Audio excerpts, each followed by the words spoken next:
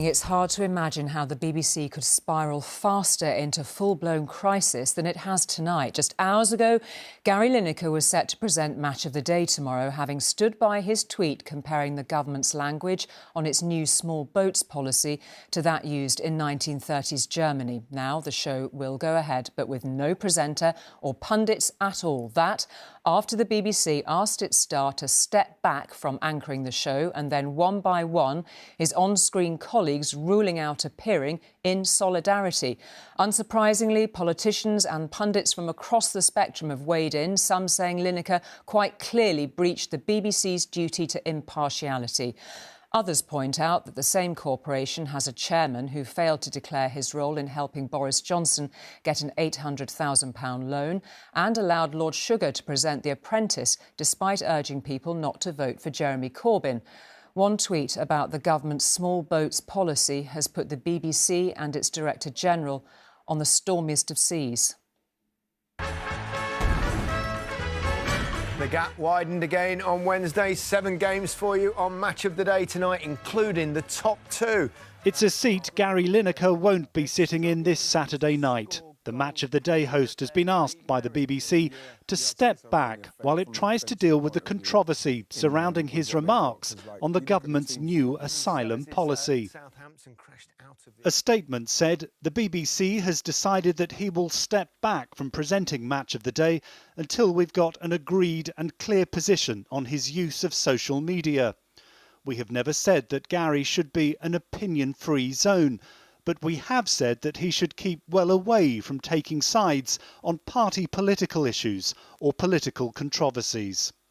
When Gary Lineker was asked yesterday whether he stood by his tweet comparing the language used to launch the government's new asylum policy with 1930s Germany, he said he did. Do you stand by what you said in your tweet? Of course. Thank you. Lineker added yesterday, well, it's been an interesting couple of days. Happy that this ridiculously out-of-proportion story seems to be abating, and very much looking forward to presenting Match of the Day on Saturday. It's enough on Leicester, we're moving on. When Lineker was asked if he's stepping back today, he said, no, they've told me I have to step back.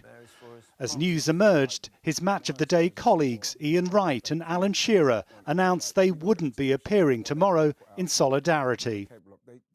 Well, I think we always look to take proportionate action, and that's what we've done. But haven't you just kicked it further down the line? Are you delaying well, the inevitable? I don't want to add to the statement. I think we've had very constructive discussions. The statement's very clear, and that's where we are.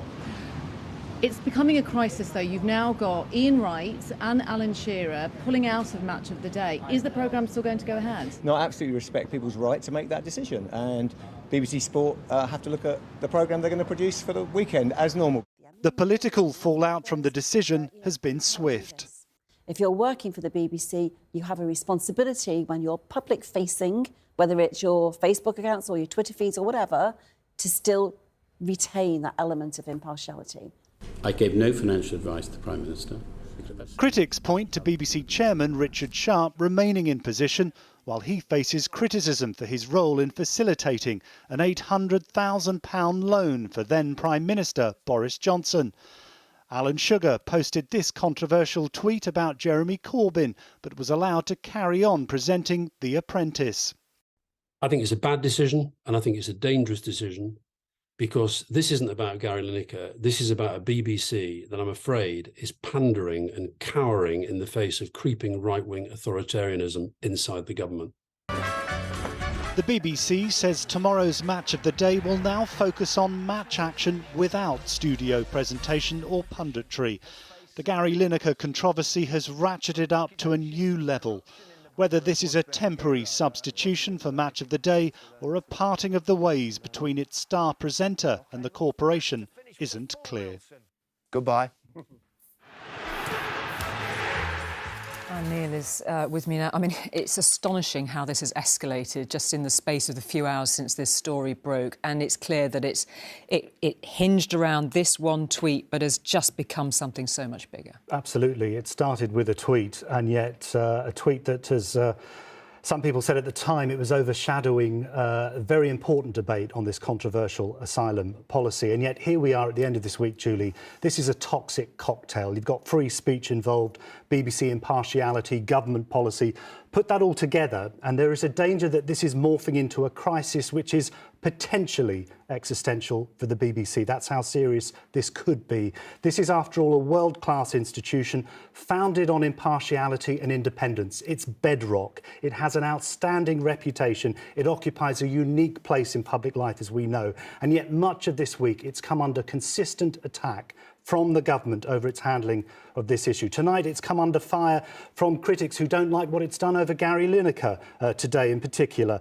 There's a quote from George Orwell's Animal Farm on the BBC's new broadcasting house next to his statue, which reads, "If liberty means anything at all, it means the right to tell people what they do not want to hear." I think it's worth reflecting on those words tonight at the end of a very frenzied week. We'll see where it goes tomorrow and beyond. To Neil, thank you very much indeed for that.